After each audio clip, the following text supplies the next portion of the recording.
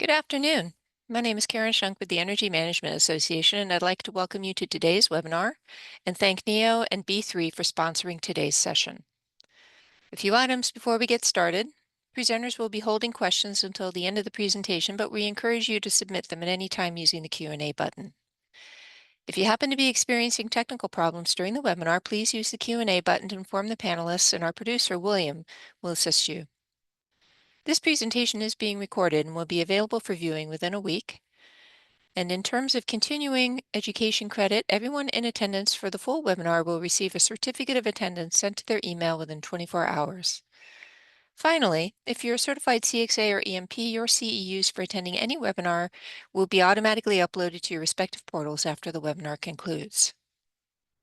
Today's webinar is Building Decarbonization, Key Issues and Solutions for Occupancy, Wellness, and Sustainability. And our speaker is LaPera with Kimley Horn. With more than 45 years of professional experience, Al has worked on a broad range of building types, including educational, healthcare, and commercial facilities. He is well versed in the design and analysis of HVAC systems and providing engineering services, including planning, analysis, and construction observation from project inception through construction administration. Al's engineering expertise focuses on systems commissioning, energy analysis, and energy auditing. Thank you again, everyone, for joining us. And with that, I'll hand it off to Al. All right. Good afternoon, everybody. I'm Al LaPera. I'm going to share my screen now.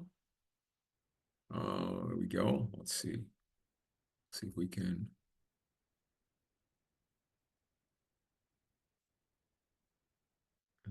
We should have this. All right. Will, can everybody see what I got here? Or Karen? I just want to make sure we're operating properly. Yes, sir. Yep. All right. Thank you. All right. Like I said, I'm still Al LaPera. I'm coming to you live from the city of brotherly love today. I'm here for Greenbuild.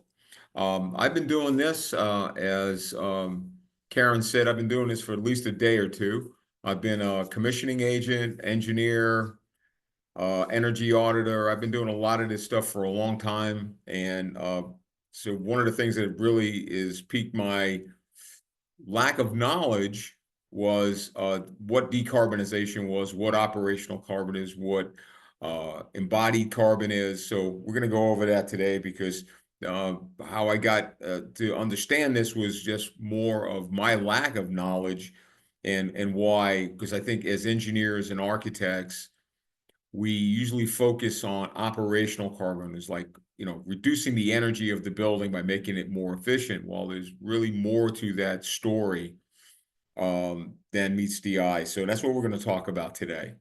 So building decarbonization, key issues and solutions. But really, I joke it, I call it that this is decarbonization for dummies. And I'm not calling you folks out there dummies. I'm the dummy because I was the one that really didn't understand all of this, that there's more to it. I lived in this bubble of thinking that operational carbon was the only thing that there was. And I think that you will see that there's more to it than that. And so without further ado, I always start things out with a quote. And I found this quote as being the one that, because we're embarking on such a journey here, that I thought that to decarbonize buildings and so on, I thought this was the right apropos quote. We do these things not because they are easy, but because they are hard. I mean, obviously that was John F. Kennedy talking about getting us to the moon, but it's the same kind of thing. And that's how I thought that it should be. All right, learning objectives, define why we decarbonize buildings, some key approaches, employ beneficial electrification, because why we're doing this. But I'm going to give you more of a pragmatic look at it than meets the eye. All right, so we're going to go over some definitions. Seems like everybody wants to be in touch with me while I'm on this.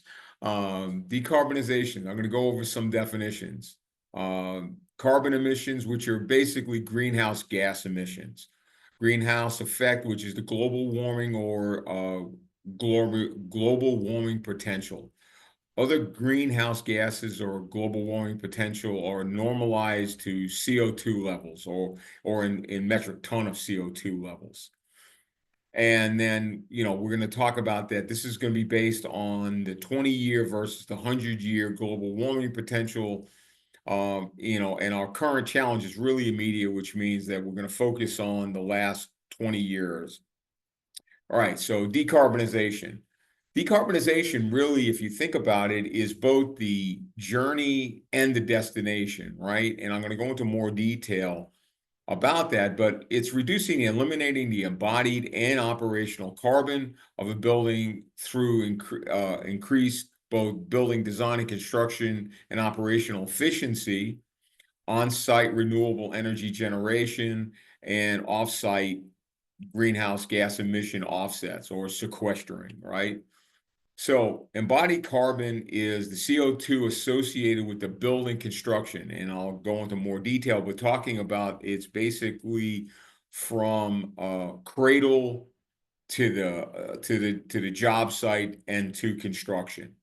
That's what really most of the embodied carbon, which is, yeah, and I'll go into a little bit more detail as we go on here, and I'll show where that's not quite 100% true, because during the lifetime of the building, every time they upgrade it or make it more efficient or things, there is some embodied carbon there too. But for the most part, the biggest part of it is the actual construction of the building. Then is the operational carbon, which is truly the carbon of CO2 associated with operating and maintaining the building throughout its lifetime. And then net zero carbon are buildings using renewable energy production and other greenhouse gas offsets to reduce their CO2 levels to zero. All right, so if anybody thought that, you didn't have to go to school here today, but list in the order of greenhouse gas emitters by sector from least to greatest. I know that they told you not to, so if somebody can put it in there. Here we go. So why don't you kind of come up and see what you think?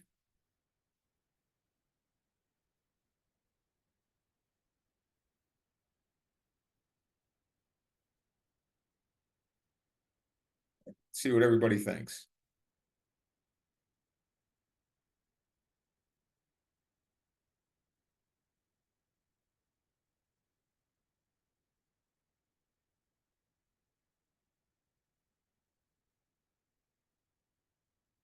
All right, Will.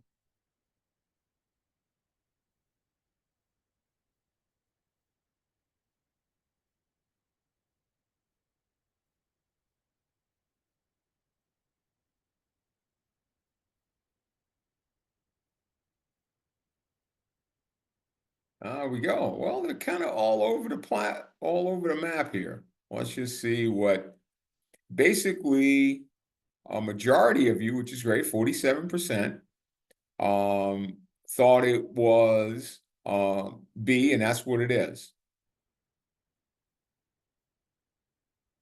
Building materials, transportation, and then building operations. Very good. All right. So embodied versus operational carbon. And so I think this illustration is pretty good. The embodied carbon, you think about it, is producing the materials at the factory, then taking it, and this here is showing concrete for the most part. You produce the concrete at the factory, you put it into the trucks, and you move it on down, and then you actually construct the building, right? So I think that's pretty simple to understand that. So all those things throw off CO2. The manufacturing of the material, the transportation of the material, and then the CO2 levels for actually constructing the building. And then when you look at operational carbon, is that after the building has been constructed, it's, the life, whether it's the maintenance, it's the upgrade, it's the replacement of equipment, and so on. So now we're going to talk about understanding the building carbon cycle. We're going to talk about the whole building carbon cycle here. So there's upfront carbon. That's what I talked about before.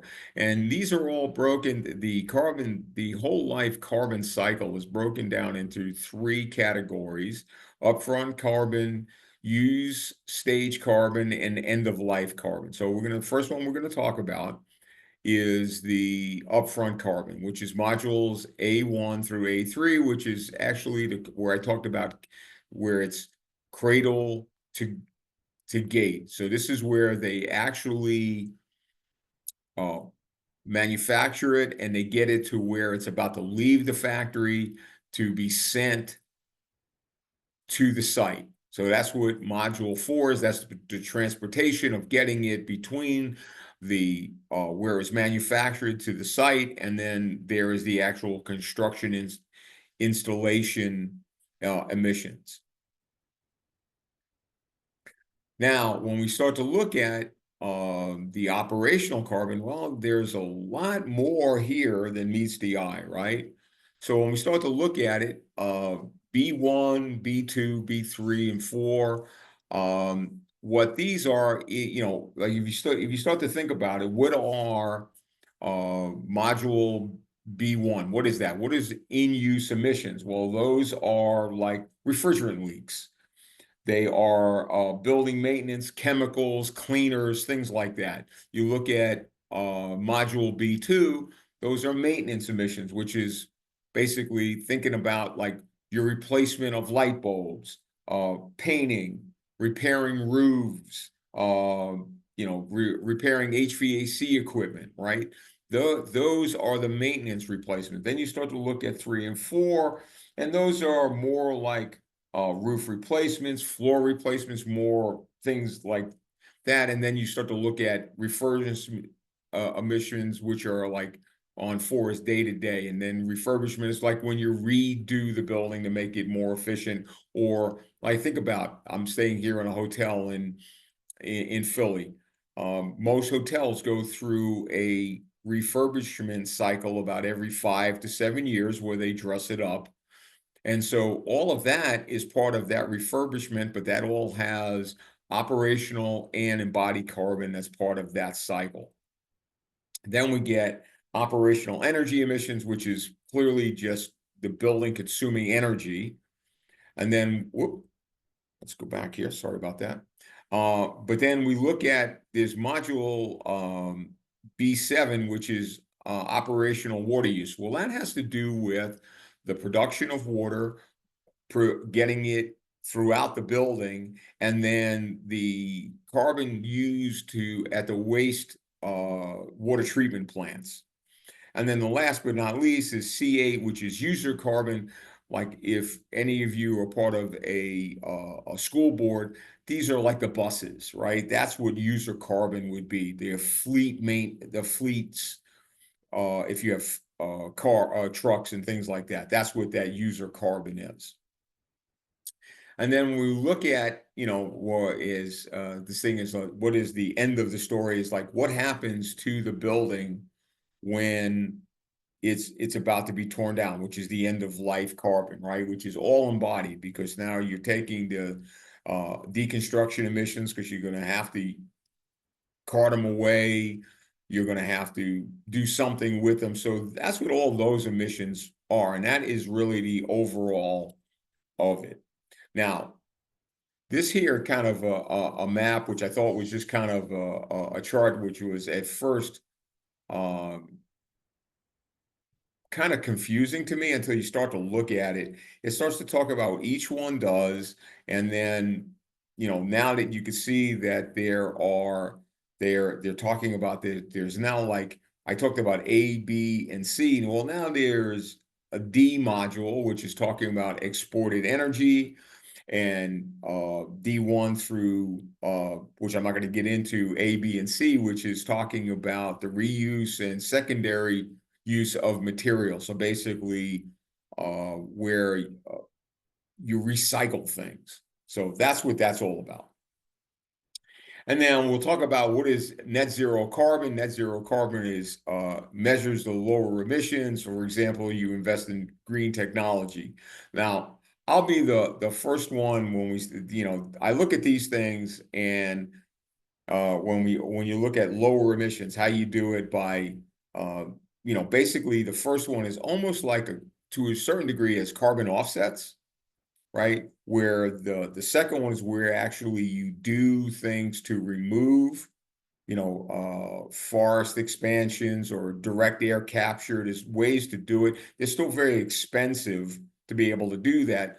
But when you start looking about carbon offsets, to me is like, I'll be the first one to explain is like, I don't get the carbon. I get the carbon offset in a sense, but I'm going to put it I'm just a simple kid from Brooklyn, so I'm just going to give you in practical terms how I look at what a carbon offset is.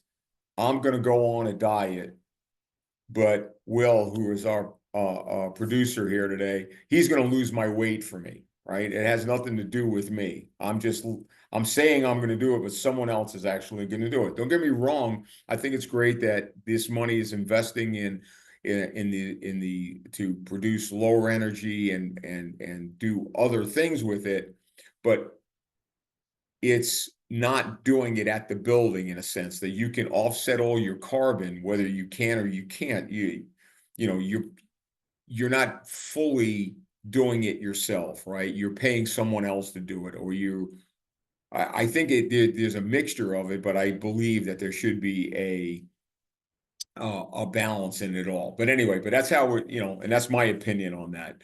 But when you do those two things, you ultimately get to a net zero of carbon. So what is a 1 metric ton of CO2? Well, a metric ton is emitted by 110 gallons of gasoline consumed. That's if you drive a Humvee, that's for getting it around the corner and back to your house again. That's about what you're going to use for that. It's 1,100 pounds of coal burned, 40 home barbecue cylinder tanks used, or 180 therms of natural gas burned, just to tell you, to show what it means, right? And then how do you avoid that? 40 trash bags of waste recycled instead of going to the landfill, by going to a digester where you could turn it into energy, replacing 40 incandescent bulbs and switching them to LEDs, and that's based on 60-watt bulbs. And then the last but not least, but you can sequester some of it, and you can sequester it by a ton of carbon by 16 tree seedlings growing for 10 years or 1.2 acres of forest in 1 year. Now, before anybody goes doing cartwheels down the road here that we can build our way out of this, well, I want to give you some, reality check on this whole thing. A power plant, natural gas power plant, per the EPA, that's where I got this information from, natural gas-fired power plant emits almost 400,000 metric tons per year. It's 397,959. Or that's 45.43 metric tons per hour, or 0.76 metric tons per minute. So basically, in a blink of an eye almost, that you will use a metric ton from a plant, okay? And then if you look at coal-fired plants, that's 10 times that amount. So the point is that we can't grow out of it. I'm not suggesting we should stop any of the way we're doing. We have to find an efficient way to do it. But my point is, I think everybody needs to understand what we're getting, or what is involved here. So I thought this would be an interesting thing to show. This is a physical look at what 1 metric ton, if it was in a sphere, what it would be.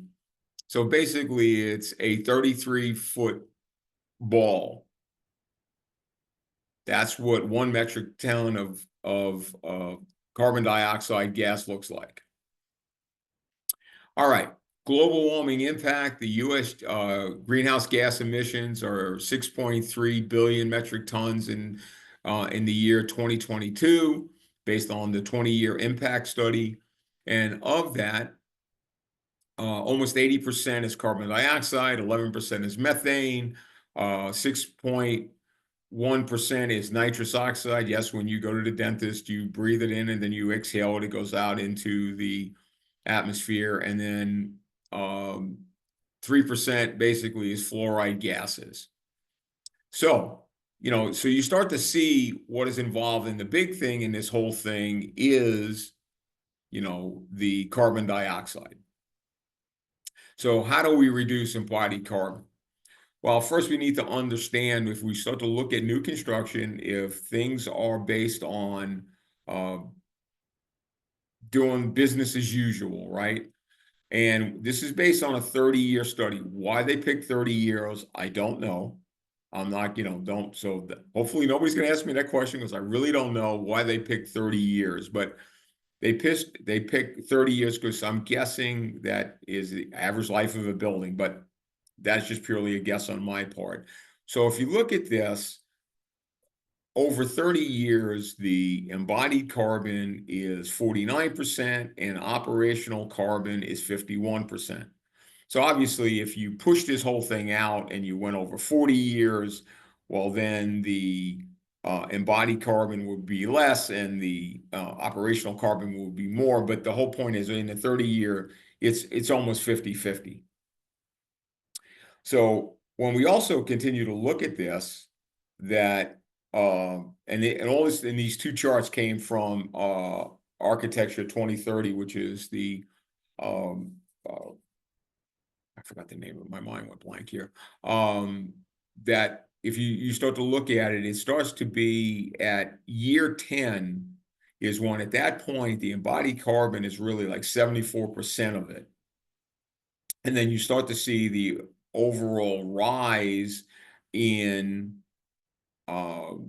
operational carbon over the life of the building, which makes sense because, if you look at this chart, that the construction embodied carbon is just normalized over a period of time, right? Because it didn't go anywhere. It hasn't, but you're just taking it out and pushing it out over a period of time.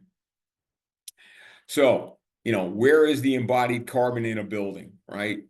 The transport and construction, there's the substructure, the superstructure, the fit out, the cladding, MEP.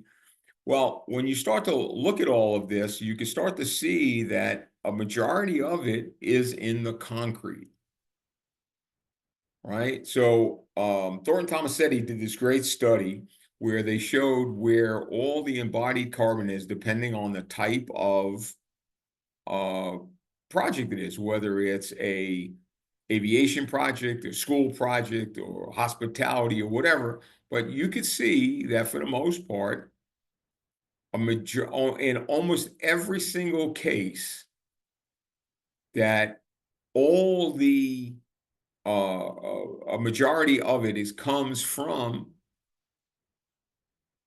the floors, right?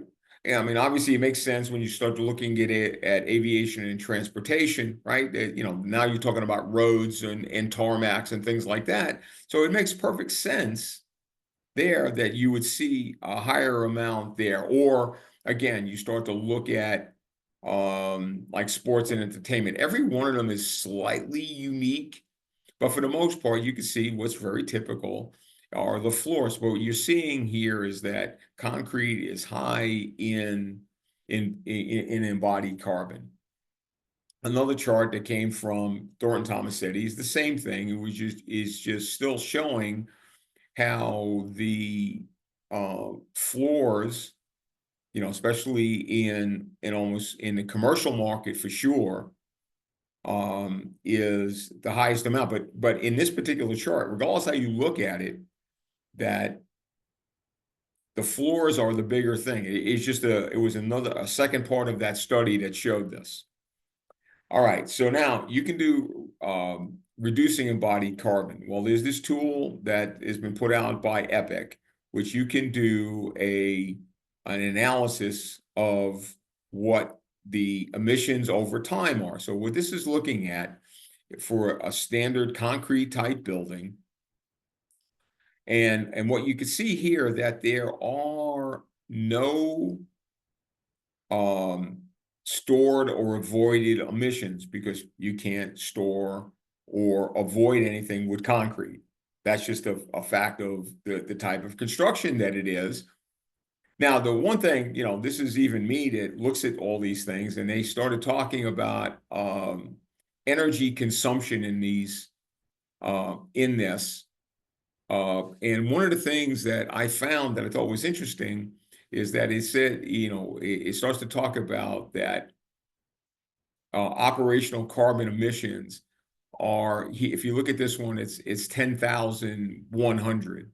So when I get to this second one here, which is a project done with mass timber, meaning it's a wood construction, and you start to see that there are sequestered or avoided emissions, because wood sequesters carbon, right? So, but the one thing I thought was interesting, though, is that this is even me challenging what I'm seeing here, that the operational carbon went up by almost 4,000, which to me doesn't make any sense. The building, in theory, would potentially be more efficient, so it should have gone down. But the whole point is, this is more to illustrate the sequestered carbon that you would see by other alternatives versus, the standard way of going. And like I said, there's tools like Epic, which is a free piece of software that you can do this and you can look at your buildings with.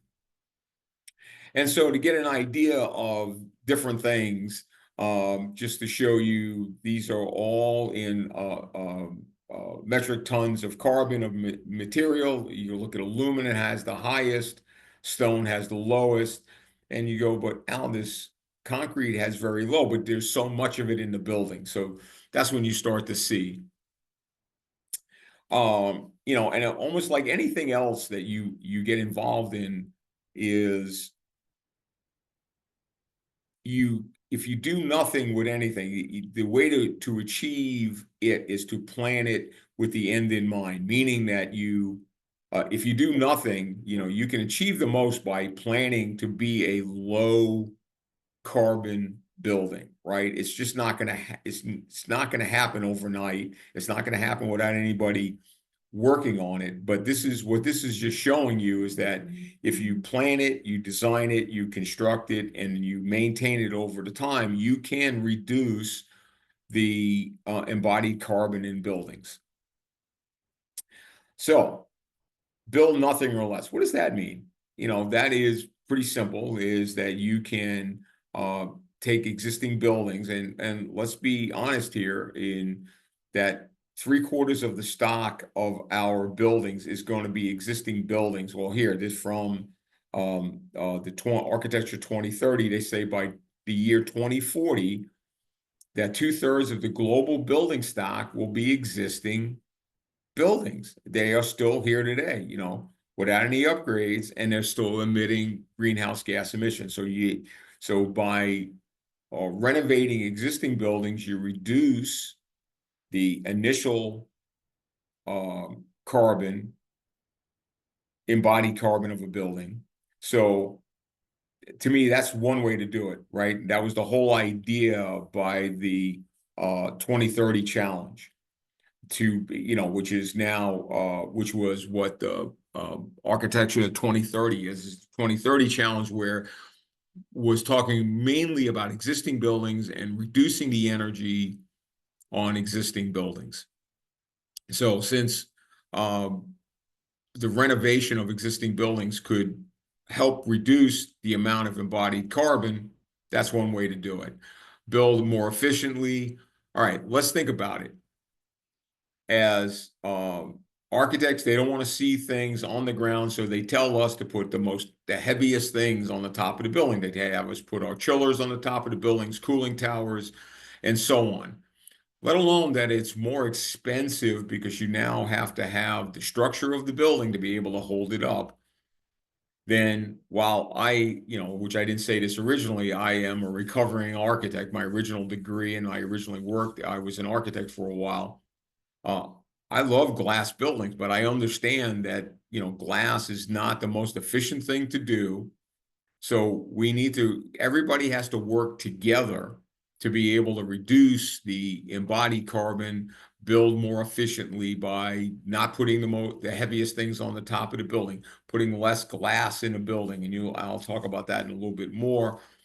And then, potentially specifying low carbon or carbon positive materials, such as building them out of wood. And we're starting to see wood structures becoming not so much fringe stuff anymore. We're starting to see it's becoming more and more commonplace. And actually, here at Greenville, there's a whole thing on timber that's a whole separate side piece to this whole conference here to talk about timber construction. So we're starting to see where this is going. And then build more efficiency, reduce transportation so you don't have to get it to the site, like don't get things from further away from the buildings, and then reduce construction fuel emissions in ways like this. They've been starting to have stop having the trucks diesel there, that they have to shut them off. There's certain ways that you can do this and save emissions. Now, if anybody wondered if cars, trucks, and so on cause global warming, all we have to go back is, while the pandemic was a horrible thing, the only one good thing that we saw come out of it, besides being able to work remotely more efficiently, was we all will have to admit is that the air was cleaner because people were not driving as much and so on. So we know that by reducing that, we will definitely improve the environment. Scope emissions, okay? We start talking about what are scope emissions, and there are three different scopes. There's scope 1, scope 2, and scope 3. Scope 1 is pretty simple. It's talking about, what the company facilities, company vehicles. Scope 2 is when you start to look at, well, I should go here and let's go.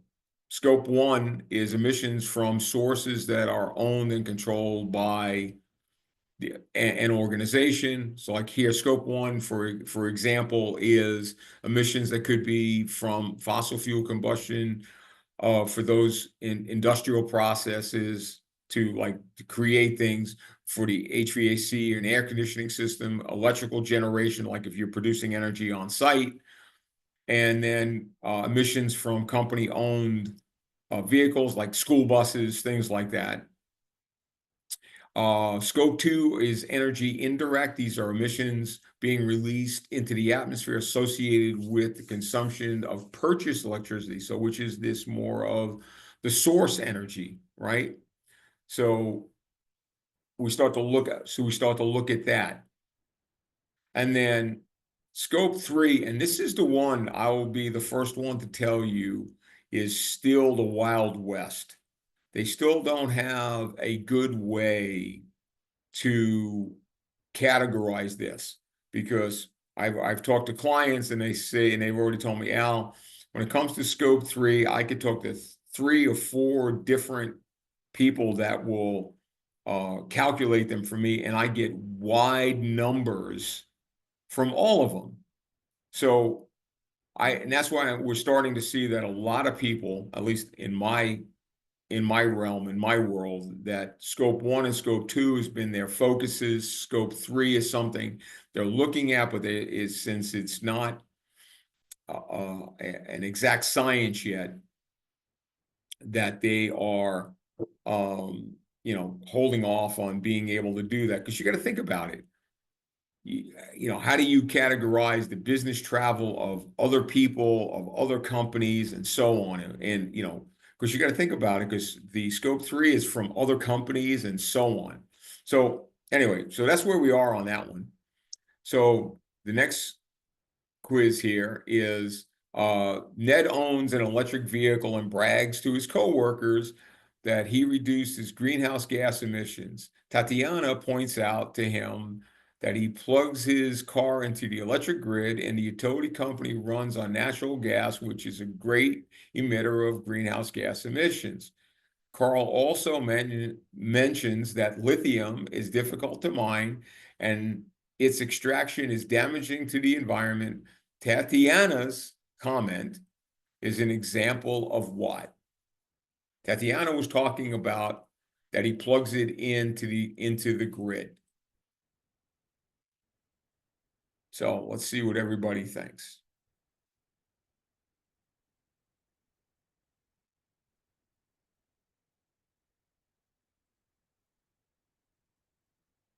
All right. Well, we're gonna go here. Well, which is kind of interesting.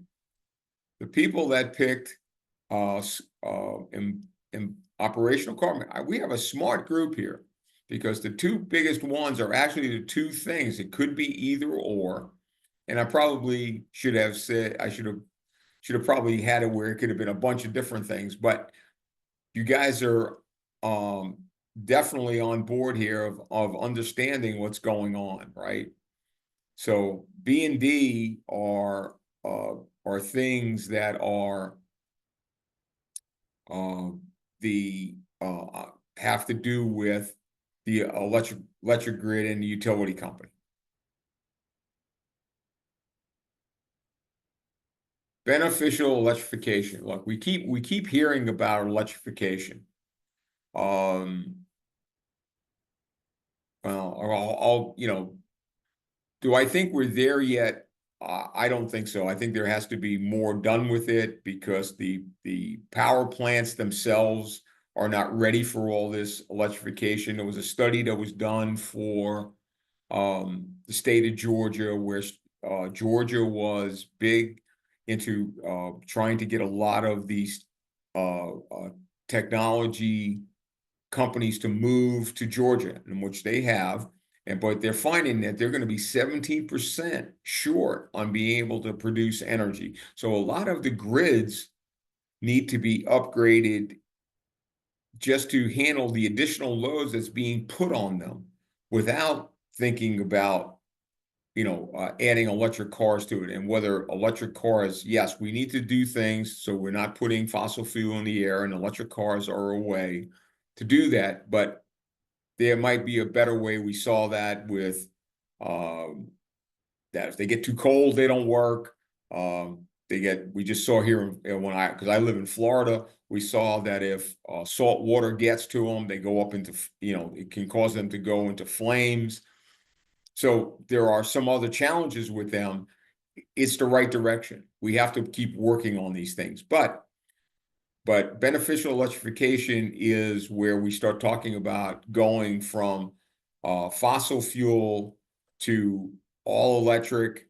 But there are ways to do that and how we can reduce it. And I'll show you some things that there is a market transformation of making this happen. Right? That are two sources of operational greenhouse gases for buildings. One is for electricity and one is for burning gases. They both do it. We can reduce them by going with heat pumps. That's the big thing. Again, they're not all there yet, especially in the colder climates like here, potentially here in Pennsylvania, where it gets cold, or you get into places like even gets colder than here, like the Dakotas, or even Illinois. Think about it, how cold it can get when it gets below zero. I know that they have some of the heat pumps that are operating on CO2 are able to get down colder. But again, the point is that we have to start moving towards a way to do that, to have a gradual, at least in Al's opinion, a gradual reduction from fossil fuels. It can't happen overnight. There's a lot of different reasons. Economy, the grid isn't ready for it. We don't have a substitute yet. Think about it. like here, I know that this is something that I know that nobody can really answer me because we don't have it as a live chat. But if you think about it, the most efficient thing that we can produce energy with today is our dams or hydroelectric at about 85% efficient. The next thing that is the most efficient, which is almost at 50% efficiency, is natural gas. Well, I want you just to put this in perspective. For every 1 kW, let's forgetting about losses, let's forgetting about about anything else, about any kind of factors or anything. Let's just talk about plain simple math here. If you have natural gas, which is the second most efficient thing behind hydroelectric, at basically it's 49%, but for the simple math, we'll say it's 50% efficient. For every 1 kW you need at your house, you have to produce 2 kW at the plant. And in reality, it's closer to 3 when you start looking at transmission losses and things like that. And then everything else goes down from there. Coal-fired plants are, if I remember right, are at about 45%. Nuclear is around 43 or 44. Now when you get into renewables, let's start talking about wind. Wind is at about 32, 33. A lot of maintenance involved with wind. You start getting solar. Solar is a way, but we need so many fields of it, and solar are made from horrible things to produce them, but they're only efficient of about right now, and somebody can correct me, and maybe I've missed something, but at last I'd seen that solar is only about 25% efficient. So you think about the masses of area that we need to be able to put a solar on. But the point of where I'm going with all of this is that, we have to look at it, but we have to curtail the amount of energy being used in buildings. So the path to operational decarbonization, a typical building now is a lot of glass. It's fed with natural gas, and it's fed off the grid. The next is going to an efficient building, which obviously is shading the windows to a certain degree and putting less windows in the buildings. Then we go to an all-electric building, right, which is the same with less glass. And then the last but not least is to be able to offset a lot of it while it's off the grid. We have our own batteries where we can produce, most of it done by wind power, a whole series of different things. That's the path to be able to get there. So some examples of electrification, heating switch over from electric to heat pumps. All right, let's say it's at the building, the heating demand, this is real simple, is 350 MBH, which is basically 100 kW of resistance heat, which is 100 kW. If you have a heat pump that has a COP or a coefficient of performance of 3, and this is based on equipment that's greater than 65,000 BTUs, you basically will only need 33 kW to be able to produce that 100 kW, right? So it's a 3-to-1 ratio. Obviously, the math was a little bit off, but I think you can see what I mean. And then at the power plant, the resistance heat is 1,500 pounds of CO2 per hour. And a heat pump obviously will cut it in thirds, so it's down to 500.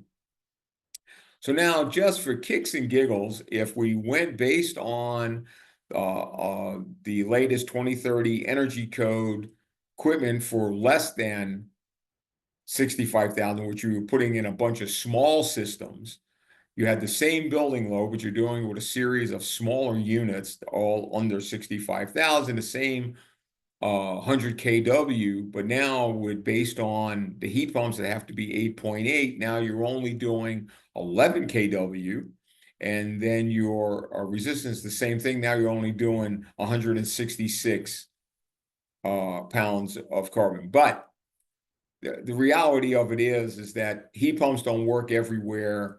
There's only so much air heat that they can get out of the air, and so on. They're making great strides to improve them. I'm not going to argue with any of that, but the point is that it just gives you an idea of why and how you can go there where it makes sense. We're going to talk about natural gas. If you had a demand of 350 or the 100 kW natural gas, the heat pump, we talked about this. So when we start to look at it, that the COP of 500 here is the combustion only, so that because they're due to leakage and so on. So, pop quiz. This might be the last one that we have. Where is the embodied carbon mentioned? Is it mentioned in the Inflation Reduction Act, Architecture 2030, AIA Framework for the Design Excellence, Structural Engineering Institute 2050, or all of the above?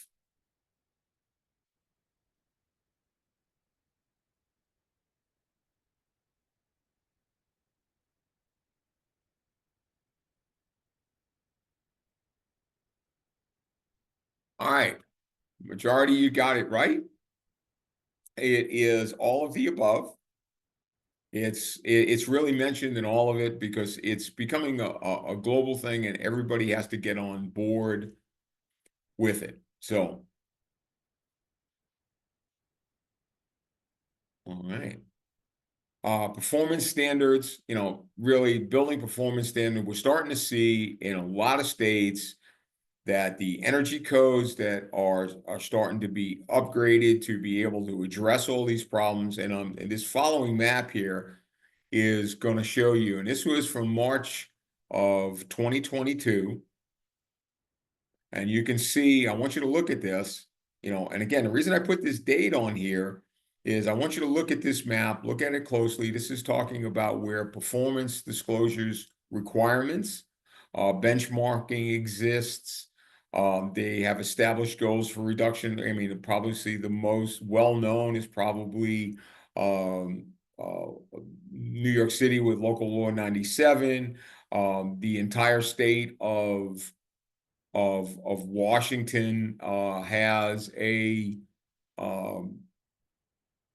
have to hit a certain decarbonization of EUI numbers, where New York is actually looking at pounds of carbon. Excuse me, pounds of carbon. So, and you say, like, why do I put a date on it? Because I want you to show you, come on. In less than a year, you can see the dramatic change, right? I'm just going to go back. Look at that. Now look at that. This is like basically a year and a half later. There's been a big jump. There is some whole states are starting to do it, like California, Oregon, Washington. So the whole point is that this here it's growing. It's a growing trend starting to happen, and we're seeing it. This whole trend towards building performance standards are being pushed everywhere. So, some of the embodied carbon in the Inflation Reduction Act, they're all over it. I'm not going to read them all to you, but like there is money being provided for lower embodied carbon labeling for construction materials. There is a lower carbon transportation grants that reimburse and incentives to use lower carbon materials and so on, for building highways. They're trying to incentivize being able to do this. So with that being said, I know there's some questions. It looks like in the chat. Let's see, are there any questions? Whoop. Okay. Well, thanks, Al. Yeah, we do have a question. Sure. Michael asks, similar to your electrification examples, Do you Yes. have a slide or calculation that compares a resistance heater, a heat pump, and a natural gas furnace in terms of site and source emissions? Okay. Read that again. I think I can answer that one. I don't have a slide, but I think I can answer it. Sure. Do you have a slide or calculation that compares a resistance heater, a heat pump, and a natural gas furnace in terms of site and source emissions? Okay. Well, I'm going to go back, if everybody will bear with, I will go back to that particular slide. Whoop, whoop, let's go this way. Okay. All right. So resistance heat. So the resistance heat, I can talk about site and source on each one of these. I think they're all right here. If we look at straight electric resistance, the site simply is 100 kW.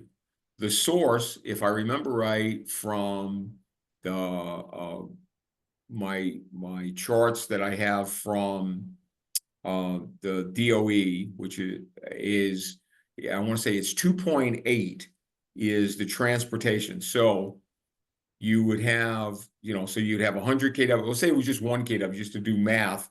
They'd have to produce 2.8 at the site, right? So now if we look at a heat pump, they got to reduce, that is now a third of that, right? At both locations, right? There's a third at the building, right? So instead of 100 kW, we're doing 33 kW. And if we multiply basically three, I'm gonna do the number simple because I don't want to do all that math in my head at the moment. If we just say it's a multiplier of 3, electric resistance heat would be 300 kW produced at the plant. In the heat pump, only 99 kW would be produced at the plant, right? Now, if we were doing the natural gas has is a 1.1 transportation or usage factor. So that is why historically using fossil fuel is ultimately winds up becoming a lot less expensive to use. The one thing we didn't talk about in anything that I talked about today, and I should be very candid about that, was we didn't talk about the cost of any of this, right? Because for example, electric resistance heat is very expensive. Doing a heat pump is still cheaper, but it's still expensive depending on where you are in the country. If you're like in New Jersey, where you might be paying 20 cents a kilowatt or higher, right? So for every 1 kilowatt, it's very expensive, right? Or if you're like in the islands where you're paying, a dollar or two, or you're in Texas, God love Texas, but they decided that they did not want to be tied to the grid to anybody. So when they had their shortage because of the storm and they didn't have any power, nobody could send them power. And so it became very expensive. So electricity winds up becoming an expensive thing. And that's why the use of fossil fuels traditionally been a lot cheaper. I could give you a perfect example. I did a study for I won't name the amusement park where one of their buildings where they use steam as part of the show. Well, they want to say, hey, we want to go for electrification. Well, they were spending $5 million, $1 million a year now in natural gas to produce that same effect over the thing. If they went to electric, steam boilers, it would be $5 million.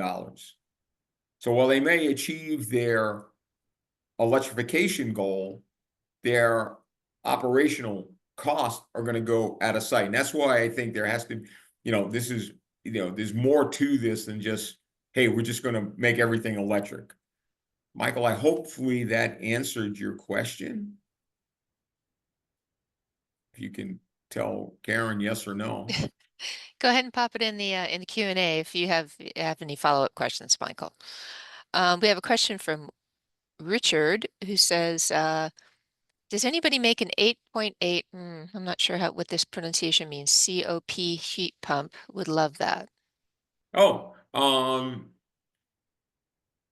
the truth, I don't, I'm assuming okay, 8.8, and remember what I said, that is less than 65,000. So that's basically residential.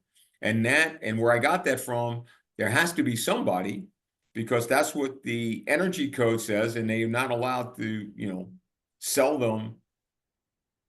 And again, they might have played some games with what temperature that's based on or whatever, but the whole point is that I'm sure, I would think, and I'm not a fan of or endorsing anybody, whether it's Train, Carrier, Dakin, York, I'm sure all of them have some sort of a COP of, close to that, because it's a mandate across the nation. I hope that helped you out.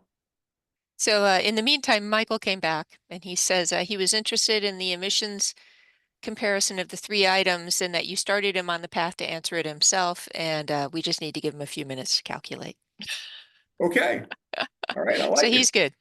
All Okay, right. so Roberto asks, when our goal is to decarbonize a building, i.e. go net zero, not sure that's the same thing, and we totally electrify it, how do we offset the CO2 equivalent emissions coming from the electric grid? And could we have your slide deck? Short answer on that last one is yes. So did you get the first part, Al? Yeah. Well, that was Ricardo, right? You said his name was Roberto. Roberto. Sorry. Roberto, you and I are in the same boat. If you remember what I said before, uh, you know, to get to net zero and they start talking about carbon offsets, I'm saying I'm going on a diet. But Karen's gonna lose my weight for me. That's what that is. I mean, and I'm not trying to be funny. I'm saying it to be funny, but that's a good way to illustrate it. The building isn't doing anything, right?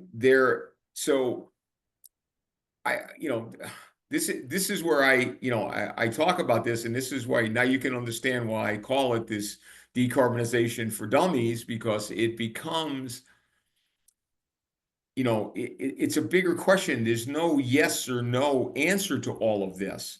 There's a lot of what if and what, is like, there's nothing black and white. And that's, and people want everything. Again, you're getting Al's opinion. I want to make that perfectly clear. I'm not speaking for anybody but me. And I'm proud to say I'm going to be 69 years old next month. And so you got my years of experience, good or bad. But I'm just telling you is that this is a problem that all of us have to ask honest questions and work with it together without any division between people thinking things one way versus another. We're all human beings. We're all gonna have differences of opinion. We just have to figure out how to compromise and do the right thing for the planet, and for each other. So, I mean, I'm not preaching here. I'm sorry, but that's my take on Yeah. Go ahead and preach, Al. I like the message. it. All right, so I think that's it. Let me just double check. Yep, that's it for the questions. That was a good set of questions you got there, Al. I want to thank you very much for the presentation and the discussion. And thanks again to our sponsors, NEO and B3, for supporting this webinar. Our next webinar is Finding Black Sheep in Your Building Portfolio Using Explainable AI, and that takes place Tuesday, December 10th, at 2 p.m. Eastern, and I hope you'll join us.